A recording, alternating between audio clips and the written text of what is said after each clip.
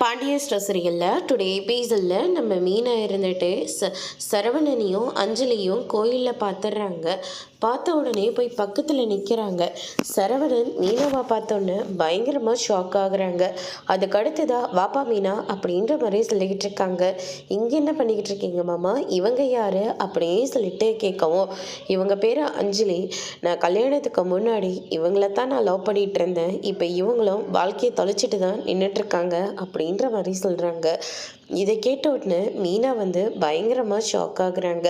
அதுக்கு அடுத்ததான் பார்த்தீங்கன்னா, மீனா நீ நினைக்கிற மாதிரிலாம் எதுவுமே இல்லைப்பா, சும்மா நாங்கள் ரொம்ப நாள் கழித்து மீட் பண்ணிக்கிட்டோம். அப்போ தான் இவங்கள பற்றின எல்லா விஷயமும் எனக்கு தெரிய வந்தது.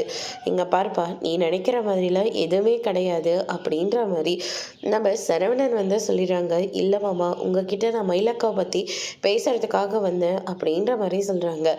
சாரிப்பா, அவளை பற்றி பேசுகிறதா இருந்தால் இப்போ பேசுகிறதுக்கே எதுவுமே இல்லை. கடையிலையும் நிறைய வேலை இருக்குது, நான் கடையிலையும் போய் வேலை பார்க்கணும்.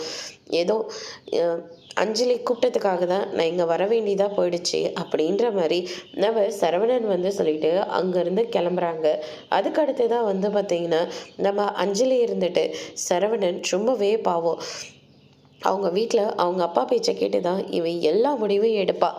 ஆனால் கடைசியில் இவனோட வாழ்க்கையே அவங்க அப்பாவால் வீணாக போயிடுச்சு அப்படியே சொல்லிட்டு நம்ம அஞ்சலி சொல்கிறாங்க. தங்கமயில் அக்கா என்னடனா இவங்களுக்காக காத்துக்கிட்டு இருக்காங்க.